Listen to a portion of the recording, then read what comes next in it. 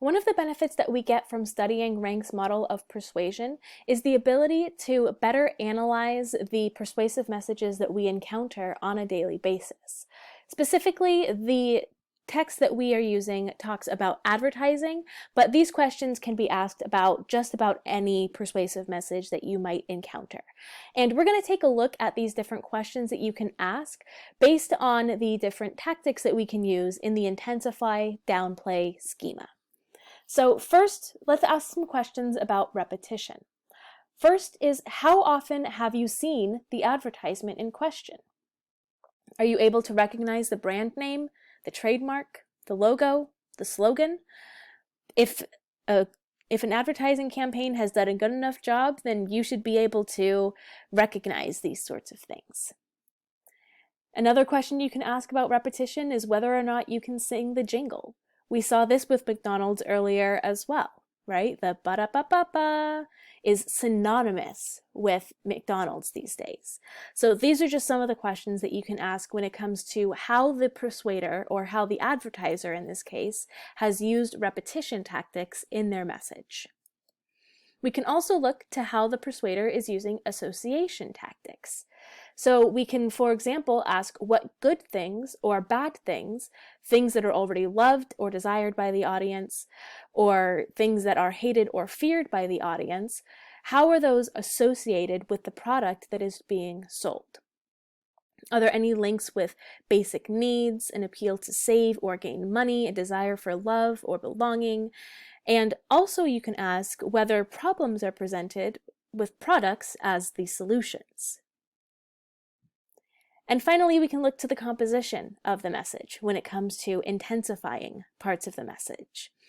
And when it comes to the composition, generally there are several different pieces that we can look at the message and see if it has these different pieces. So these are key messages that are present in a lot of different advertisements. Hi messages, trust me messages, you need messages, hurry messages, and buy messages. Hi messages are attention-getting words, images, or devices that really hook you in to the message in question. Trust me messages are messages that really build your confidence as a consumer or as the listener of the message. So these can be words, images, smiles, endorsers, brand names, anything that helps you to trust the persuader more. You need messages are messages that stimulate desire within the individual and really look to benefit-seeking tactics. So you can look for whether claims are made about the superiority, the quantity of a product, your beauty, efficiency, scarcity, novelty, stability, reliability. There's a lot of different things that you can look at with the you need messages. There could also be urgency stressing messages or hurry messages with words, movement, or paces. Basically saying like, you need to buy this now. In the advertisement on the left of the screen right now, you can see a little button that says end soon, which is a hurry message. It's trying to send the message that this deal isn't going to last forever. And the big message sends the same message as well. It says unwrap Christmas deals while you can. So it's saying that you need to do this now or else you might not be able to later. And then finally, buy messages. These are messages that have specific responses that are triggered. So what does the advertisement want you to do? Do they want you to buy? Do they want you to do? Do they want you to call? Do they want you to go online? And we can look at the composition of the message and ask whether these types of messages are present and how those messages are being used. Now, when it comes to the downplay side of Rank's model, we can also ask questions about omission, diversion, and confusion.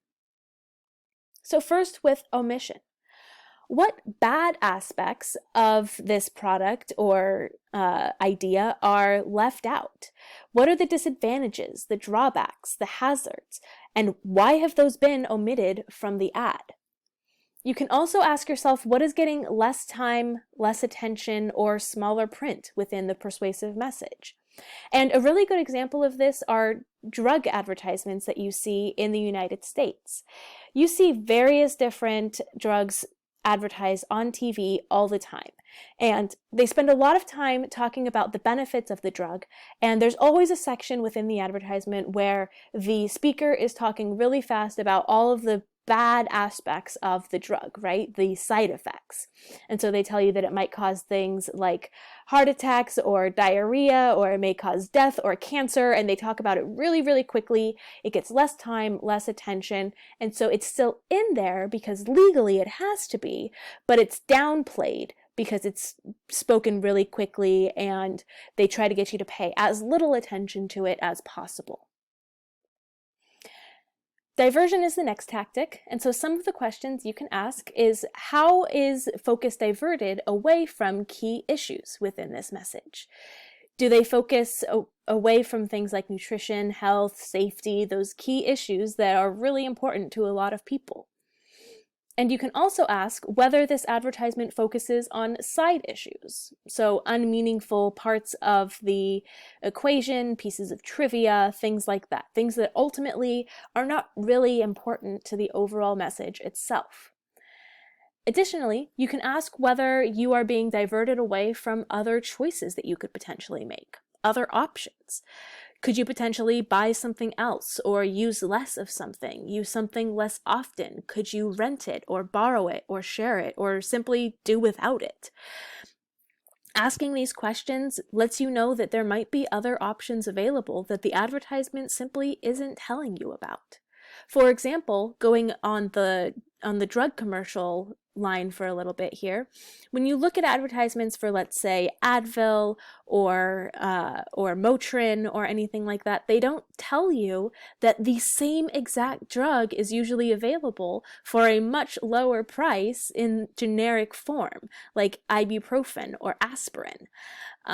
And so they're diverting you away from the other choices so that you will buy their name brand product. And then finally, there are some questions you can ask about confusion and how the persuader is using confusing tactics. So you can ask yourself whether the words within the message are clear or if they are ambiguous. In other words, are they really specific or are they really vague? You can ask if there's any qualifying words, if the words within the message are common, understandable, and familiar, or if they are uncommon or jargon.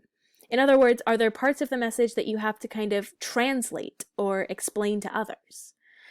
Another question you can ask is whether the examples within the advertisement are related to the problem that's being discussed, whether those examples are typical examples, and whether those examples are adequate examples. I just thought of the proactive commercials again with the confusion tactic, right? We have no way of knowing whether the individuals represented in those advertisements are typical cases or whether they are individuals that this product just happened to work for. So we have to ask these questions in order to better analyze the persuasive messages that we are encountering. It's really important for us to understand the different tactics that persuaders are using so that we can make really well-informed decisions about whether or not we want this persuasive message to work on us.